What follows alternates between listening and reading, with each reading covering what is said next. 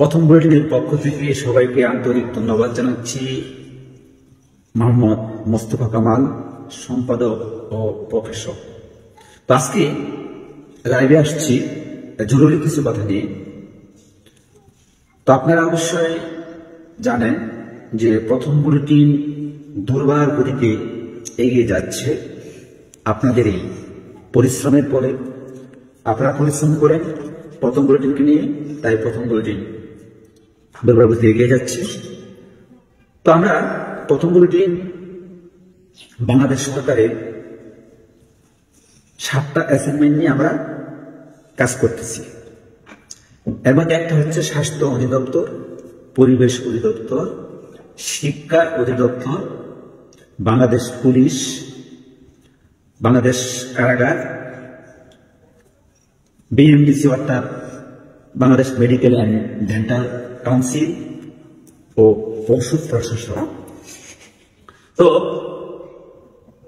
সাংবাদিকতা একটা মহান পেশা, যেই পেশায় আপনারা যদি কাজ করেন অবশ্যই এগিয়ে যাবেন। কবির ভাষায় লিখেছে যে সাংবাদিকের কলমের কালি শহীদের রক্ত স্থায়িত শ্রেয়। শহীদ কাকে বলে আপনারা অবশ্যই জানেন, যারা ইসলামের জন্য যুদ্ধ করে নিজের জীবনকে বিসর্গ দিয়েছে, অর্থাৎ ইসলামের জন্য যুদ্ধ করে মৃত্যুবরণ করেছে, তাকে শহীদ বলা হয়। আর শহীদ বিনা হিসেবে বেহেশতে প্রবেশ করবে। তাই সাংবাদিকতা এত সুন্দর একটা পেশা, যে পেশায় যদি আপনার নিয়ম নীতিতে কাজ করেন তাহলে এই পেশায় জনগণের উপকারে আসবে এবং ইহার প্রতিদানও ভালো পাবেন। অর্থাৎ মৃত্যুর পরে আমাদের যে একটা ভালো অবস্থান প্রয়োজন সেটা পাবেন। যেটা ইংরেজিতে বলেন যে our Lord gives in this world good and hereafter good and protect us from the punishment of the fire। আরবিতে বলে, যেটা আপনারা ভালো করে জানেন, রব্বানা আতিনা ফিদ দুনিয়া হাসানাতাও ওয়া ফিল আখিরাতি হাসানাতাও ওয়া কিনা আযাবান নার। বাংলা অর্থ আপনারা অবশ্যই অনেকে জানেন, অনেকে জানেন না। হে আল্লাহ, তুমি দুনিয়া ও আখিরাতে কল্যাণ দান করো এবং মৃত্যুর পরে দুজকের আগুন থেকে বাঁচাও। তাইলে আমাদের মৃত্যুর পরে আল্লাহ রাব্বুল আলামিন যেন দুজকের আগুন থেকে বাঁচাই, সেই ব্যবস্থা করে কিন্তু আমরা চলাফেরা করতে হবে। এখন আপনি সাংবাদিকতা করবেন, আমাদের প্রত্যেকেরই পরিবার আছে, প্রত্যেকেরই সন্তান আছে, ছেলে মেয়ে আছে, মা বাবা আছে। তো সেই সময় তাদের দিকটা আমাদেরকে দেখতে হবে। এখন সাংবাদিকতা করলাম মহান পেশা, যে পেশা শহীদের অধ্যুষিত শ্রেয়। কিন্তু আমি সারাদিন সাংবাদিকতা করে নিউজ করে বাসায় গেলাম খালি হাতে, এতে কিন্তু আমার পরিবার আমার প্রতি সুখী হবে না। সেই জন্যই আমরা একটা পদক্ষেপ নিয়েছি, সেটা হচ্ছে সাংবাদিকতার পাশাপাশি আমরা একটা ব্যবসা করব, সেবামূলক একটা পেশা অর্থাৎ ব্যবসা করব। ইসলামে কিন্তু সুদ ঘুষকে হারাম করেছে আর ব্যবসাকে হালাল করেছে। সেই অনুপাতে আমরা কি করতে হবে? ব্যবসা করতে হবে।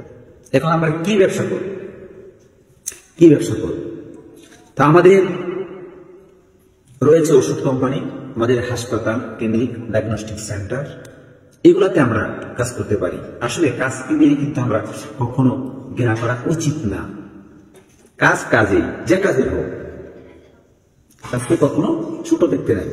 যেমন আমি হাসপাতালের মালিক, পত্রিকার মালিক, টিভির মালিক, এই জন্য যে আমি কোনো কাজ করতে পারবো না, এটা কিন্তু কোথাও লেখা নেই। কাজ সবাই করতে পারে। চুরি ডাকাতি খারাপ কিছু না করে যদি আপনি কাজ করেন, যেটাই হোক, এটা কিন্তু ইসলামের স্বীকৃতি দেয়।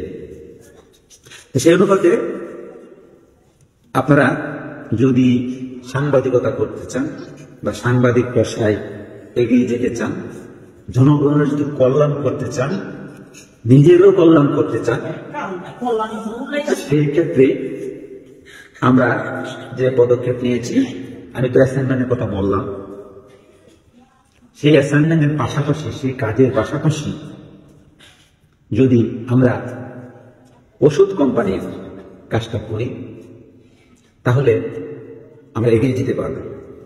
ওষুধ কোম্পানির কাজটা কি? অর্থাৎ আমাদের কিছু গুরুত্বপূর্ণ ওষুধ রয়েছে। Health is source of all happiness, স্বাস্থ্যই সকল সুখের মূল।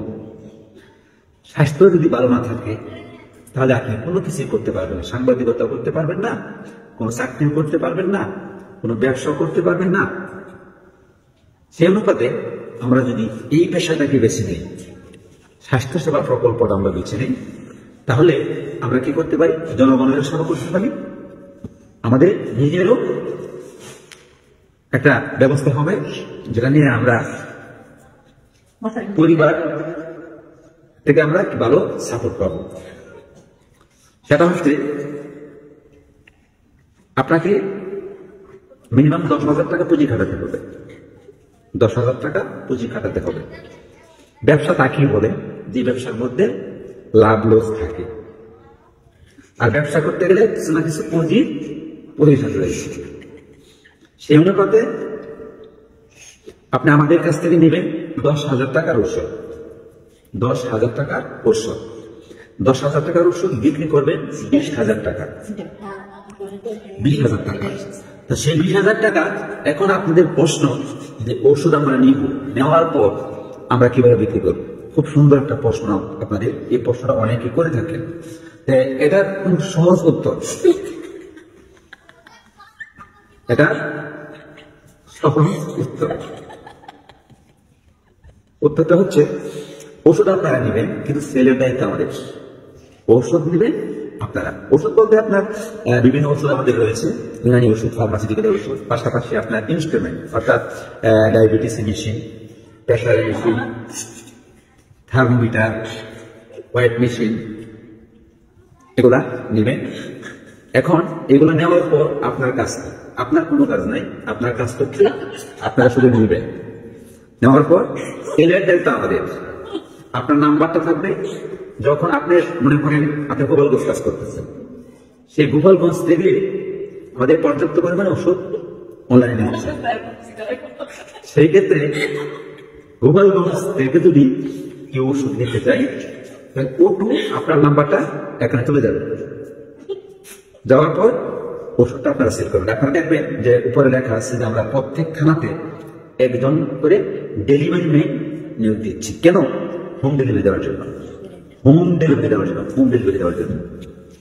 সেই ক্ষেত্রে আপনার কাছে শুধু ওষুধটা জমা থাকবে। যখন একজনকে দিতে করবেন, হোম ডেলিভারি দিবেন, টাকা নিয়ে আসবেন, আপনার শেষ। আশা করি আপনাদের বুঝতে কোনো সমস্যা নাই।